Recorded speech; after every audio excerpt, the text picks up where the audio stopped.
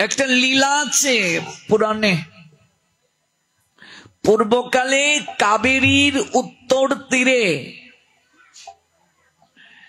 সেখানে এক সর্বশাস্ত্রে গুণান্বিত পণ্ডিত বাস করতেন।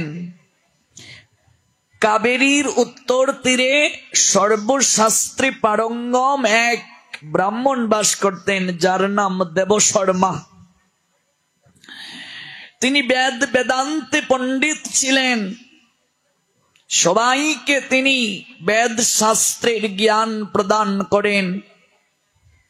কার্তিক মাস যখন আগত, তৎপূর্বেই তিনি সবাইকে কার্তিকের মহিমা শ্রবণ করাচ্ছেন। ব্রত পালন করলে কি কৃপা হয় তা তিনি সবাইকে শ্রবণ করাচ্ছেন। কিন্তু একটি প্রবাদ আছে না, প্রদীপের নিচটা অন্ধকারময় থাকে। কিন্তু এই সর্বশাস্ত্রে পারঙ্গম ব্রাহ্মণের একটাই পুত্র, সেই পুত্রটা ভগবানের প্রতি প্রীতিহীন, ভক্তিহীন। এত বড় শাস্ত্রে পারঙ্গম যিনি, তার পুত্র ভক্তিহীন, শাস্ত্র জ্ঞানহীন। পুত্রকে তিনি জড়িয়ে ধরে বলছেন, বাবা আমি আর কদিন বাঁচব? তুমি যৌবনে পদার্পণ করেছ, তোমার জীবনের 3 ভাগের 1 ভাগ চলে গিয়েছে। বাবা সামনে আগত কার্তিক মাস, আর মাত্র কয়েকদিন বাকি। বাবা তুমি অন্তত কার্তিক ব্রতটা পালন করো। তুমি এই মাসে একটু শৌচ জীবন যাপন করো, স্নান আদি করো, ব্রাহ্ম মুহূর্তে একটু দান দক্ষিণা করো, একটু ভগবানকে আরাধনা করো, তার গুণ কীর্তন করো। তুমি বিধি মতো তুলসী স্নান করাও, তুমি বিধি মতো শ্রীহরিকে তুলসী পত্র অর্পণ করো, প্রদীপ প্রজ্বলন করো, পুষ্প দ্বারা পুজো করো, প্রদক্ষিণ করো, দীপ দান করো ভক্তি বড়ে। তাহলে তোমার অনেক কৃপা হবে, পুণ্য হবে। পুত্র চেঁচিয়ে তার পিতাকে বলছে, আমি কার্তিক মাস মানি না, এগুলো ভণ্ডামি, এগুলো আমি বিশ্বাস করি না, এগুলো আমি মানি না। পিতা কর্ণ ধরে বলছেন, শ্রী বিষ্ণু শ্রী বিষ্ণু শ্রী বিষ্ণু। এমন পুত্র আমার ঘরে যে ভগবান বিশ্বাস করে না, শাস্ত্র আদি বিশ্বাস করে না, এমন পুত্র থাকার থেকে না থাকা ভালো। দুষ্ট গরু থেকে শূন্য গোয়াল থাকা ভালো। বের হয়ে যা তুই আমার চোখের সামনে থেকে, তোর প্রতিচ্ছবি মুখচ্ছবি আমি দর্শন করতে চাই না। যে ব্যক্তি শ্রীহরি প্রিয় কার্তিক মাসকে অবজ্ঞা করে, সে স্বয়ং প্রভু শ্রীহরিকে অবজ্ঞা করে। এরকম ভগবান অবজ্ঞাকারীকে আমি পুত্র জ্ঞান করি না, স্বীকার করি না। ঘর থেকে তুই বের হয়ে যা। শোন, আমি তোকে অবিসম্পূর্ণ জন্মে সেটি সম্ভব নয়। আর তুই এই জন্ম প্রাপ্ত হয়ে বিনা ভজনে কাটিয়ে দিয়েছিস, শ্রী হরিপ্রিয় মাসকে পর্যন্ত অবজ্ঞা করেছিস। যা, তোর আর মনুষ্য জন্মে থাকার অধিকার নাই। তুই মুশিক কুলে জন্ম গ্রহণ কর। একটা মুশিক কুলে তুই জন্ম নে। দান দক্ষিণা করে থাকি, নিত্য যদি গায়ত্রী জপ করে থাকি, আমার যদি কোনো পুণ্য থাকে, সেই পুণ্যের অধিকারে আমি তোকে অভিশাপ দিলাম। আমি যদি সত্যিকার অর্থে শ্রীহরিকে ভালোবেসে, পিতৃ বাক্য পালন করে না, ধর্ম রক্ষা করে না, পিতা মাতাকে উদ্ধার করার জন্য পিণ্ড দান করার যোগ্যতা রাখে না, সে পুত্র নয়, মূত্র তুল্য। তুই মুশিক কুলে জন্মগ্রহণ কর। পিতা হয়ে অভিশাপ দিয়ে দিলেন, আমি যদি তোকে শাস্তি প্রদান না করি, এই জগতের লোক বলবে আমি মুহান্ধ, আমি পুত্র স্নেহে, সন্তান স্নেহে অন্ধ। এই জন্য আমি তোকে অভিশাপ দিলাম, যা তুই মুশিক কুলে জন্মগ্রহণ কর। সদাচারী ব্রাহ্মণ শাস্ত্রে পারঙ্গম, অলৌকিক ক্ষমতার অধিকারী, যার কারণে অভিশাপ যখন প্রদান করলেন, পুত্র কাঁদতে কাঁদতে পিতার দুটো চরণ জড়িয়ে ধরে বলছে, তুমি আমার জন্মদাতা পিতা হয়ে আমায় অভিশাপ দিয়ে দিলে, আমার নিম্ন কুলে জন্ম হওয়ার অভিশাপ দিয়ে দিলে, আমার মুশিক কুলে জন্ম হবে এমন একটা অভিশাপ তুমি আমায় দিতে পারলে? ব্রাহ্মণ দেবশর্মা বলছেন, আমি সমাজে ধর্ম জ্ঞান দান করি, তুমি যেমন আমার বীর্যজাত সন্তান, জগতে আমার মন্ত্রজাত বহু সন্তান রয়েছে, সবাই আমার কাছে সমান। ধৃতরাষ্ট্র পুত্র স্নেহে অন্ধ ছিলেন, যার কারণে পুত্র দুর্যোধন একের পর এক অন্যায় করার পরও তিনি তাকে শাসন করেন নাই। ধৃতরাষ্ট্রকে বলেছিলেন, হে রাজন, আজ তুমি এসেছো আমার কাছে, দুর্যোধনকে কি করে রক্ষা করা যায়, তোমার 100 পুত্রকে কি করে বাঁচিয়ে রাখা যায় পরামর্শ নিতে। এই যুদ্ধে গান্ধারীর 100 প্রদীপের মাঝে একটা প্রদীপ জ্বলবে না, সবগুলো নিভে যাবে। আর এর জন্য দায়ী ধৃতরাষ্ট্র তুমি নিজে। তুমি শুধু জন্ম অন্ধ নয়, তুমি 5 প্রকার অন্ধ। তুমি জন্মান্ধ, তুমি কামান্ধ, তুমি স্নেহান্ধ, তুমি মুহান্ধ, তুমি বিষয়ে অন্ধ। তুমি সন্তান স্নেহে এতটা অন্ধ, তুমি কোনদিন তোমার সন্তানকে শাসন করনি। কত বড় অসভ্য হলে, নির্লজ্জ হলে, বেহায়া হলে, দুশ্চরিত্র হলে পিতার সামনে, গুরুদেবের সামনে জ্যেষ্ঠ ভ্রাতৃবধূর কাপড় টানা যায়? ভাবুন তো, কতটা অসভ্য হলে জন্মদাতা পিতার সামনে জ্যেষ্ঠ ভাইয়ের বউয়ের কাপড় টানা যায়। পিতার সামনে, গুরুদেবের সামনে। ব্যাসদেব প্রশ্ন করছেন, বলো কতটা অসভ্য হলে? আর এই দুর্যোধনের এই অসভ্যতার পশ্চাতে তোমার নীরব সমর্থন ছিল। তুমি পিতা নয়, পিতা নামের কলঙ্ক। তুমি এই কুরু বংশের কলঙ্ক। বংশকে একজন ঊর্ধ্বে নিয়ে যায়, আর বংশে যদি কোনো কুলাঙ্গার জন্ম নেয়, পিতৃপুরুষগণ উপর থেকে কষ্ট পেয়ে অভিশাপ প্রদান করেন। তুমি তো কুরু বংশের কুলাঙ্গার, তুমি তো কুরু বংশের কলঙ্ক। তুমি তোমার পুত্রকে কোনোদিন শাসন করনি। তোমার পুত্র অস্ত্র তুলেছিল, অস্ত্র তুলে মৎস্যজীবীদেরকে তাড়িয়ে দিয়েছিল। রাজমাতা সত্যবতী কেঁদে কেঁদে তোমার কাছে বলেছিল, আমার পূর্বপুরুষদেরকে তাদের জন্মভূমি থেকে কখনো ধৃতরাষ্ট্র তুমি চলে যেতে বলিও না। কিন্তু তোমার পুত্রের মুখে হাসি ফুটাতে তুমি সে অন্যায় আদেশ দিয়েছিলে। তোমার পুত্র ভীমকে বিষ পান করিয়ে হত্যা করতে চেয়েছিল, জলে ফেলে দিয়েছিল, তুমি জানার পরেও তাকে শাসন করনি। তুমি জানো যত গৃহে তোমার পুত্র আগুন দিয়ে পঞ্চ পাণ্ডবকে মারতে চেয়েছিল, জানার পরও তুমি শাসন করনি। তুমি জানো সিংহাসনে বসতে হয়, রাজা হতে হয়, উচ্চ আকাঙ্ক্ষা শিখিয়েছ। এমনকি গুরু গৃহে পর্যন্ত শাসন তো সেই করতে পারে, সুহাগ করার অধিকার যে আছে, সুহাগ সে করতে পারে, শাসনও সে করতে পারে। দুটির মাঝে অপূর্ব বন্ধন থাকতে হবে, মিল বন্ধন থাকতে হবে। তুমি কোনোদিন তোমার সন্তানকে শাসন করো নাই। জ্যেষ্ঠ ভ্রাতা গুরুতুল্য, জ্যেষ্ঠ ভ্রাতৃবধূ মনে রাখবে শাশুড়ির পরের স্থান। কারো বংশে যদি শাশুড়ি না থাকে, শাশুড়ির অবর্তমানে কোন সামাজিক অনুষ্ঠান, ধর্মীয় অনুষ্ঠান করার পূর্বে যত যা আছে যদি শাশুড়ি না থাকে, বংশের বড় যাকে প্রণাম দিয়ে অনুমতি নেবে। বড় যা শাশুড়ি তুল্য, মনে রাখবে।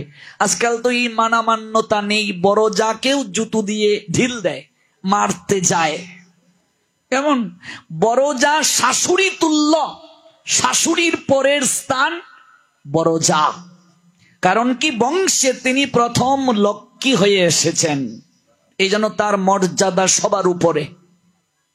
গুরু মাতা, গুরু পিতা, গুরু জ্যেষ্ঠ ভাই। পিতার অবর্তমানে বড় ভাই হলো পিতৃতুল্য। পিতা যদি না থাকে, বাকি সকল ভাইয়েরা কোনো কাজ করার পূর্বে জ্যেষ্ঠ ভাইকে জিজ্ঞেস করবে, জ্যেষ্ঠ ভাইকে প্রণাম দেবে, প্রণাম দিয়ে অনুমতি নেবে। আর শাশুড়ির অবর্তমানে জ্যেষ্ঠ ভ্রাতৃবধূকে, বড় যাকে বাকি জায়েরা প্রণাম দেবে, অনুমতি নেবে। এবং বড় যাকেও সেরকম হতে হবে, সেভাবে দায়িত্বশীল হতে হবে। আর বাকি যারা, তারা তাকে সেই সম্মান করবে, শ্রদ্ধা করবে। আর তোমার পুত্র জ্যেষ্ঠ ভ্রাতৃবধূর কাপড় টানছে, বস্ত্র হরণ করছে, তুমি নীরব তাকে সমর্থন জুগিয়েছ।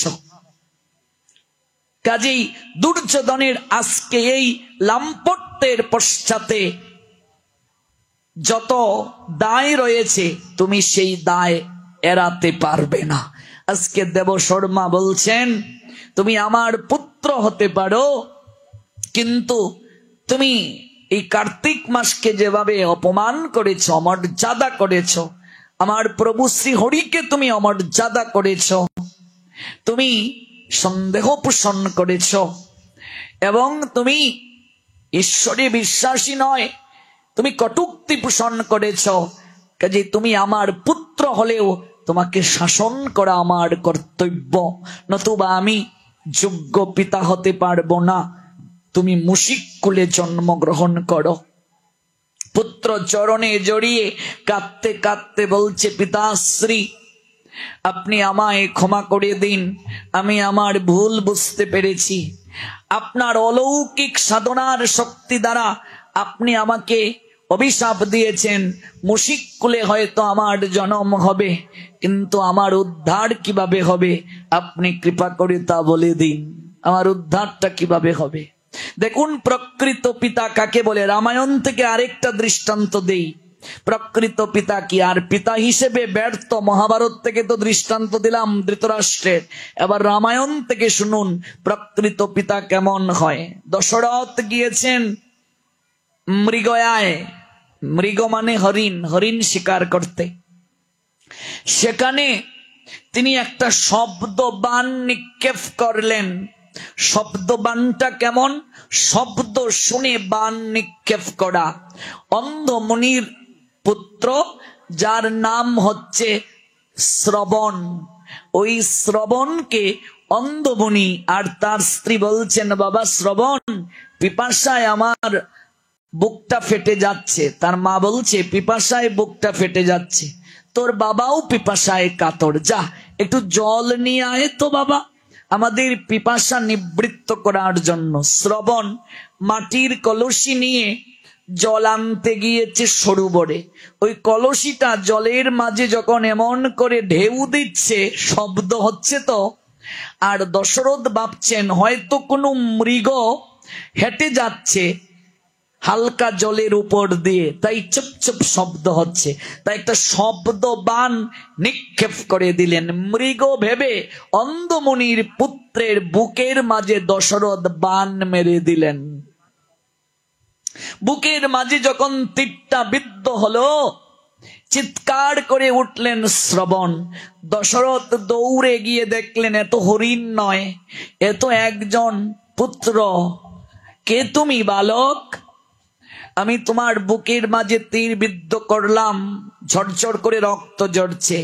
শ্রবণ এক হাতে তার মাটির কলসি ছিল, কলসিটা মাটিতে পড়েছে, ভেঙ্গে গিয়েছে। জল পান করাতে পারলাম না, পিপাসায় কাতর তারা। আমি পুত্র হিসেবে ব্যর্থ, আমার পিতামাতার আদেশ রক্ষা করতে পারলাম না। আপনি আমার বুকের রামায়ণ না পড়লে কি করে বুঝবে ভাই ভাইয়ের মধ্যে সম্বন্ধ কেমন হতে হয়, ভ্রাতৃবধূর প্রতি কি করে সম্মান করতে হয়? মহাভারত না পড়লে বুঝবে কি করে? আগে রামায়ণ পালা হতো গ্রামে গ্রামে, এখন উঠে যাচ্ছে এগুলো। সন্তানকে পিতামাতা রামায়ণের লীলা শোনাতেন, এখন মোটু পাতলু নাট বল্টু দেখিয়ে দেখিয়ে খাওয়ায়, ঘুম পাড়ায়, রামায়ণ মহাভারতের গল্প শোনান না। কর্মফল থেকে কেউ কোনোদিন বের হয়ে আসতে পারে না। কর্মফল এত বড় ভয়ানক, মনে রাখবে মা, কর্মফল খুবই খুবই খুবই শক্তিশালী। ওই কর্মফল থেকে কেউ বের হয়ে আসতে পারবে না। শ্রবণ মৃত্যুকালে বলে যাচ্ছে, না জানি এমনও তো হতে পারে আপনার শেষের দিনেও পুত্রের হাতে জল প্রাপ্তি মুখে নাও হতে পারে। কথাটা বলেই তিনি দেহ রাখলেন। পুত্রের দেহটাকে অন্ধমুনির পুত্র শুনে অন্ধমুনি বলছেন, বাবা শ্রবণ এলে পাত্রটা হাতিয়ে, আমার পুত্র কোথায়? আমি অযোধ্যার রাজা দশরথ। মহারাজ আপনি আপনি আমার পুত্র শ্রবণ কোথায়? আমার পুত্রের কিছু হয়নি তো? মা বলছেন, চোখে আলো নাই কিন্তু বলছেন আমার পুত্রের কিছু হয়নি তো। মাকে কখনো কিছু বলতে হয় না, নারীর সম্পর্ক তো, নারীর টান তো। মা পুত্র কন্যা অর্থাৎ সন্তানের একটা বিপদ হলে ভেতর থেকে অনুভব করতে পারেন, কিচ্ছু বলতে হয় না। মহারাজ আমার পুত্রের প্রাণ নাশ হয়নি তো? আমার পুত্র কোথায়? কথা বলছে না কেন? দশরথ বলছেন, মণিবর আপনি আমায় ক্ষমা করুন, আমি আপনার পুত্রকে হরিণ ভেবে বুকের মাঝে তীর বিদ্ধ করে মেরে ফেলেছি। বাবুন তো, আপনিও তো একজন পিতা। কথাটা শোনার পর কি হবে আপনার অন্তরটা? চিৎকার করে বলে উঠলেন, মহারাজ কি বলছেন আপনি? আমরা দুজনই অন্ধ, আমাদের পুত্রের চোখে আমরা জগৎ দেখতাম, পুত্রের কর্ণে আমরা শ্রবণ করতাম, পুত্রের অঙ্গ প্রত্যঙ্গ দ্বারা আমরা চলতাম। আপনি আমাদের অন্ধের যষ্টিকে কেড়ে নিলেন, আপনি শব্দ বা নিক্ষেপ করে তাকে হত্যা করলেন। যে রাজার হরিণ কোনটা আর মনুষ্যের শিশুপুত্র কোনটা, তার চরণের শব্দ ধ্বনি বুঝার যার ক্ষমতা নাই, তার রাজা হওয়ার অধিকার নাই, তার রাজ সিংহাসনে বসার অধিকার নাই। সরে যান, আপনি আমাদের পুত্রের হত্যাকারী, আপনি সরে যান। এই প্রাণ আর ধারণ করতে আমরা পারবো না। পুত্রের বিরহে আমাদের মৃত্যু হচ্ছে। মহারাজ দশরথ বলে যাচ্ছি যে পুত্রের মৃত্যু যন্ত্রণা, বিরহ যন্ত্রণায় আজ আমরা প্রাণ বিসর্জন করছি।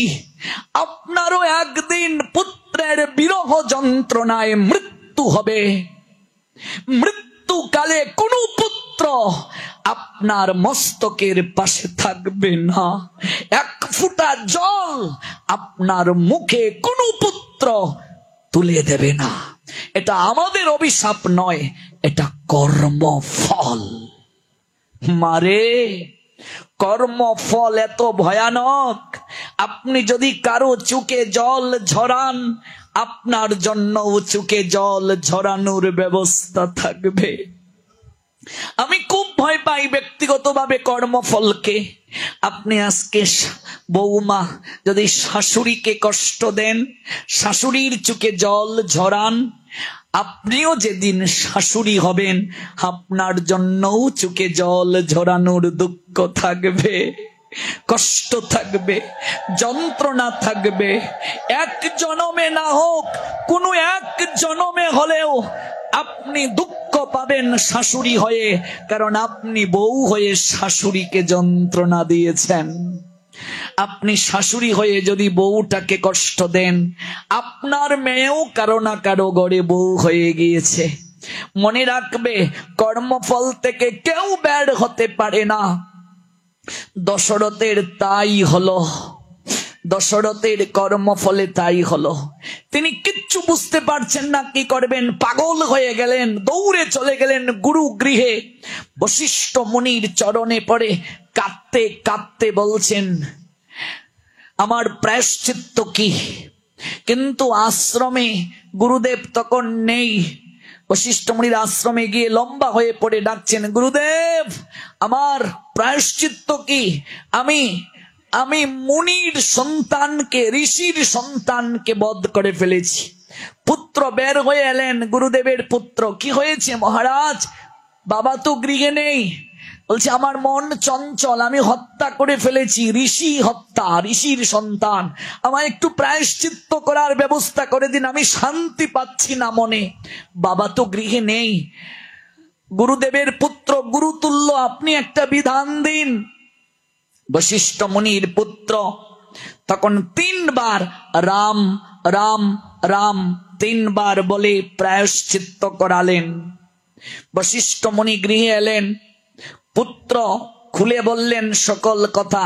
বশিষ্ঠ মুনি রাগান্বিত হয়ে বললেন, তুমি আমার পুত্র হয়ে রাম নামের প্রতি এতটা অবজ্ঞা করলে, মহাপাপীও যদি একবার কায় মনোবাক্যে রাম উচ্চারণ করে, মহাপাপীর পাপ নষ্ট হয়ে যায়। আর তুমি 3 বার রাম নাম করে প্রায়শ্চিত্ত করিয়েছ, সন্দেহ করেছ রাম নামে।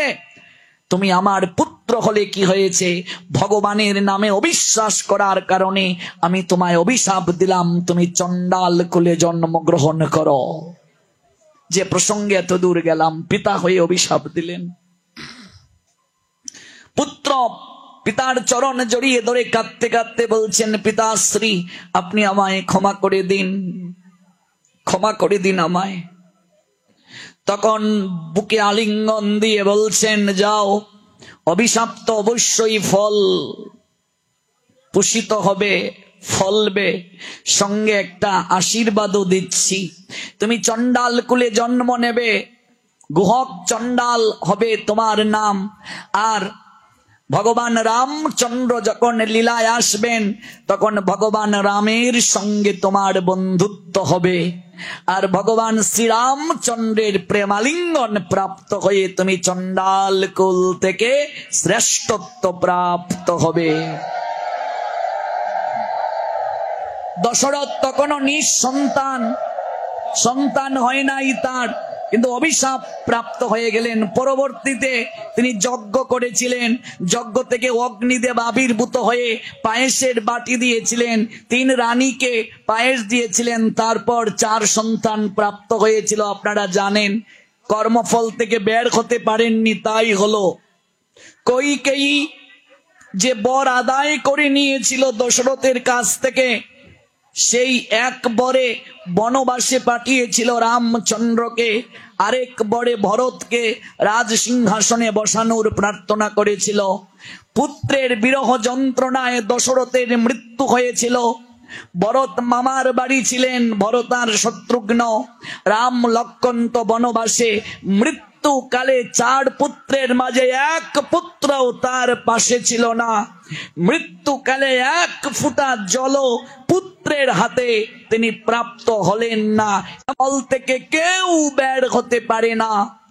এই জন্য আমরা যেন কখনো বিনা কারণে কাউকে দুঃখ না দেই, বিনা কারণে কাউকে কষ্ট না দেই, বিনা কারণে যেন কাউকে আমরা সমালোচনা না করি।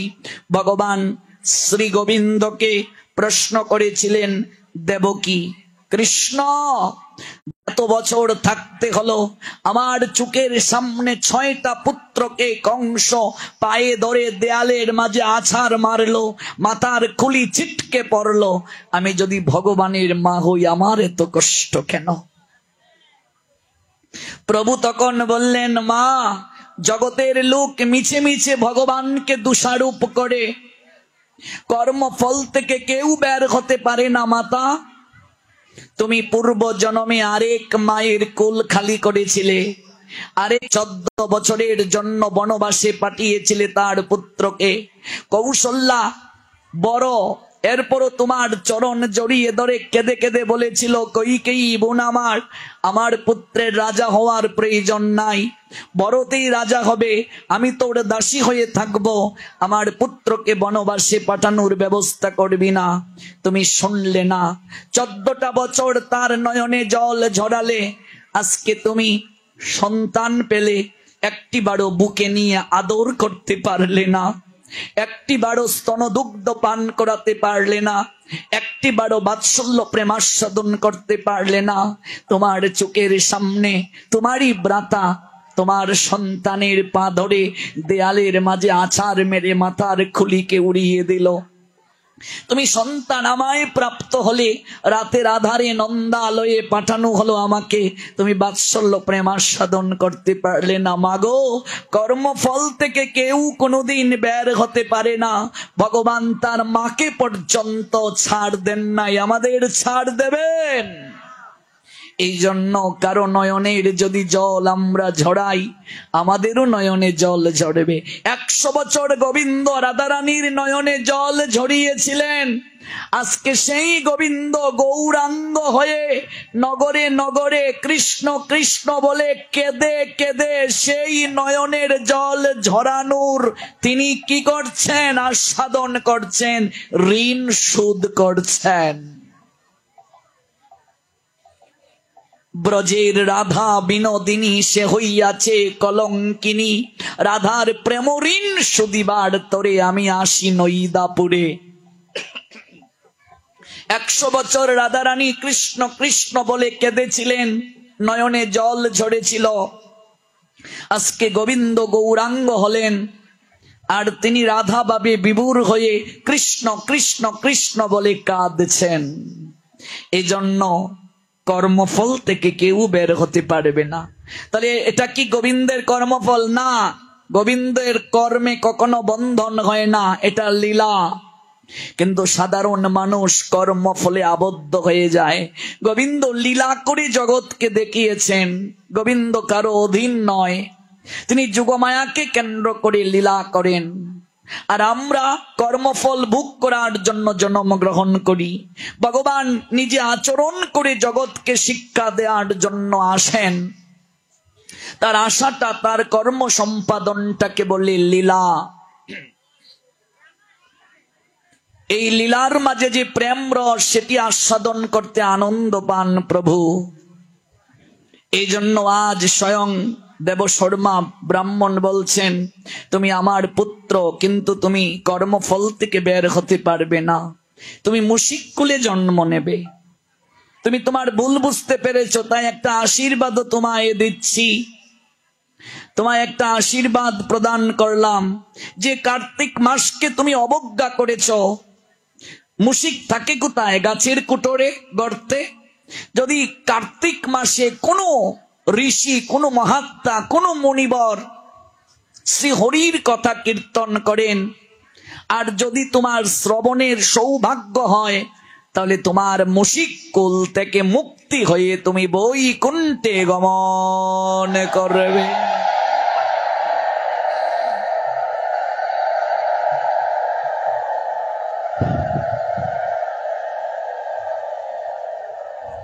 এটা তোমায় আশীর্বাদ প্রদান করলাম। মুশিক কুলে জন্ম হলো। সেই মুশিক গাছের কুটরে থাকে, বহুদিন বহু বছর এইভাবে পার হলো। এদিকে একদিন কার্তিক মাসে মহর্ষি বিশ্বামিত্র শিষ্যগণকে সঙ্গে নিয়ে কাবেরী নদীতে স্নান করে শ্রীহরিকে পুজো করার নিমিত্তে একটা আমলকি বৃক্ষের নিচে বসলেন। গৌর প্রেমানন্দে। বিশ্বামিত্র কাবেরী নদীতে স্নান করে একটা আমলকি বৃক্ষের নিচে বসে শিষ্যগণকে নিয়ে তিনি কার্তিক মাসের মহিমা শ্রবণ করাচ্ছেন শিষ্যদেরকে, আমলকি গাছের নিচে বসে। আর এই গাছটার কুটোরেই মুশিকটা ছিল। এবার বিশ্বামিত্র তিনি যখন কার্তিক মাসের কথা বলছেন, সকল মাসের মধ্যে শ্রেষ্ঠ কার্তিক, এই মাসে যা কিছু দান করা হয় অক্ষয় হয়। স্নান, দান, পূজা পার্বণ, ব্রাহ্মণকে ভোজন, সাধু বৈষ্ণবকে সেবা, অনন্ত ফল প্রাপ্তি হয় এই মাসে। যখন কার্তিক মাসের মহিমা, শ্রীহরির অপ্রাকৃত মহিমা কীর্তন করছেন, এই আমলকি বৃক্ষের নিচে বসে,